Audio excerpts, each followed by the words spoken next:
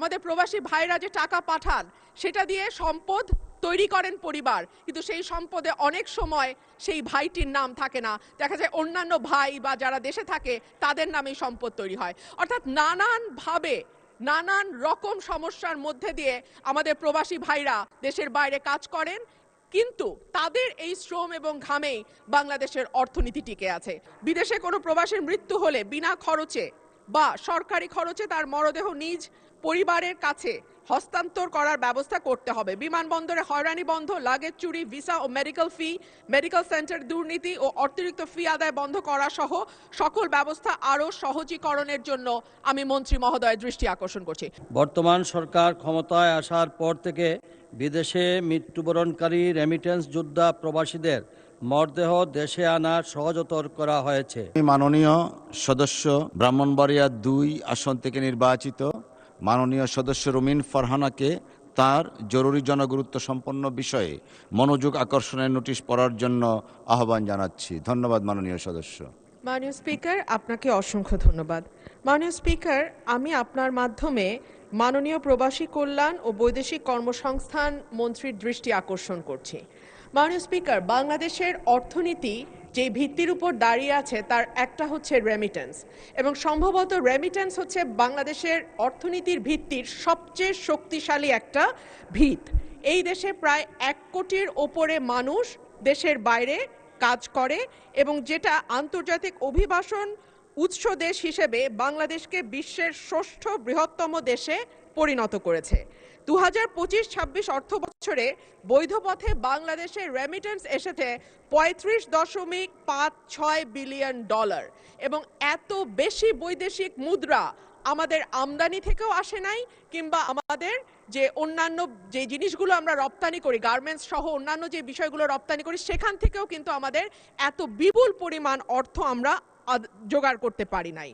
World ব্যাংকের হিসাবে বাংলাদেশ বিশ্বের ৮ম বৃহত্তম রেমিটেন্স গ্রহণকারী দেশ, এবং আমাদের রিজার্ভ বলেন, আমাদের গ্রামীণ অর্থনীতি বলেন, আমাদের আমদানি ব্যয় মেটানোর মূল উৎস বলেন, কিংবা আমাদের লাখো পরিবারের যেই উপার্জনের উৎস, সেটা কিন্তু আমাদের এই প্রবাসী ভাইয়েরা, এবং সবকিছু নির্ভর করছে যে আমাদের রেমিটেন্স যোদ্ধারা কি পরিমাণ অর্থ বাংলাদেশে পাঠায় তার উপরে।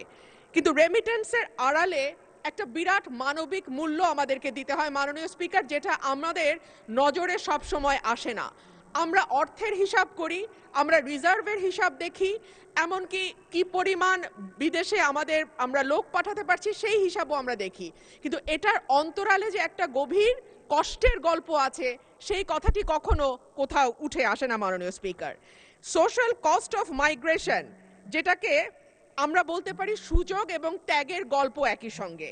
ওয়েজ আর্নার্স বোর্ডের তথ্য অনুযায়ী ২০২৪ সালে বাংলাদেশ জন্মের পরে এখন পর্যন্ত ২০২৪ সালে সবচাইতে বেশি ৪,৮১৩ জনের মরদেহ বাংলাদেশে আসে।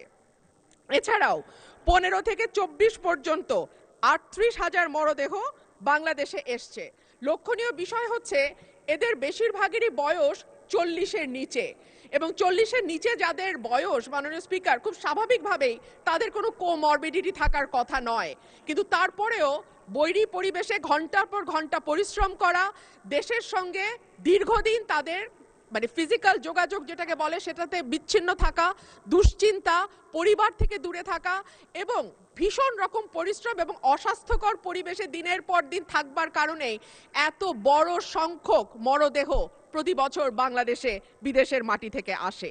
অভিবাসনের প্রকৃত মূল্য, আমি যে কথাটি বলছিলাম যে কেবলমাত্র সংখ্যা বা জীবন দিয়ে যদি আমরা হিসাব করি তাহলে হবে না, এর সঙ্গে যুক্ত হয়ে আছে আমাদের সামাজিক নানান রকম ঘটনাও। দূরত্ব, যেটা দীর্ঘদিন দেশের বাইরে থাকা, তৈরি করে পরিবারের সাথে দূরত্ব। এমনও ভাইয়ের গল্প আমরা জানি মাননীয় স্পিকার, যে হয়তো তার সন্তানটিকে ১ বছরের রেখে গিয়েছিল, কিন্তু যখন ফিরে এসছে তার সন্তান কিশোর বয়সে গেছে। বাবা সন্তানকে ঠিকমতো চেনে না, সন্তানও বাবাকে চেনে না। যেটুকু কথা তাদের মধ্যে হয় সেটা হয়তো মোবাইল টেলিফোনে, কিংবা সেটা হয়তো ভিডিও কলের মাধ্যমে হয়। বাবা মার মৃত্যু হয় দেশে, সন্তান খবর পায় না। অনেক সময় আমরা জানি আমাদের প্রবাসী ভাইরা যে টাকা পাঠান সেটা দিয়ে সম্পদ তৈরি করেন পরিবার, কিন্তু সেই সম্পদে অনেক সময় সেই ভাইটির নাম থাকে না, দেখা যায় অন্যান্য ভাই বা যারা দেশে থাকে তাদের নামেই সম্পদ তৈরি হয়। অর্থাৎ নানানভাবে নানান রকম সমস্যার মধ্যে দিয়ে আমাদের প্রবাসী ভাইরা দেশের বাইরে কাজ করেন, কিন্তু তাদের এই শ্রম এবং ঘামেই বাংলাদেশের অর্থনীতি টিকে আছে। মাননীয় স্পিকার, আপনার মাধ্যমে প্রবাসী কল্যাণ এবং বৈদেশিক কর্মসংস্থান বিষয়ক মন্ত্রীর কাছে আমার প্রশ্ন, দক্ষ জনশক্তি পাঠানোর ব্যাপারে সরকার কি কি উদ্যোগ গ্রহণ করছে? কারণ আমরা জানি আমরা যে শ্রমশক্তি বাইরে পাঠাই তাদের অনেকেরই ভাষাগত দক্ষতা নাই, কিংবা যেই কাজের চুক্তিতে তারা দেশের বাইরে যায় সেই কাজের ব্যাপারেও তাদের সবসময় যে খুব পরিষ্কার ধারণা থাকে বা দক্ষতা থাকে তা নয়। কিন্তু আমরা যদি দক্ষ শ্রমশক্তি বাইরে পাঠাতে পারি তাহলে দেখা যাবে যে আমাদের বৈদেশিক মুদ্রা এখন যা আসে $35 বিলিয়ন, তার চেয়েও বেশি হয়তো আমরা আনতে পারবো, এবং যারা দেশের বাইরে যাচ্ছে তারাও একটা সম্মানজনক অবস্থায় যেতে পারবে। মাননীয় স্পিকার, আপনার মাধ্যমে মাননীয় মন্ত্রীর কাছে আমার প্রশ্ন। ধন্যবাদ মাননীয় স্পিকার। মাননীয় সদস্য, আমার সামনে যে পেপারটা আছে প্রশ্নটা বোধহয় পাসপোর্ট রিনিউয়ালের ব্যাপারে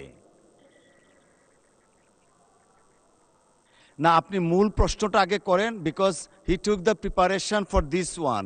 পরবর্তীতে অন্য একটা প্রশ্ন করলে আপনি ওদিকে যেতে পারেন। মূল প্রশ্নে একটু দয়া করে আসেন প্লিজ। Thank you.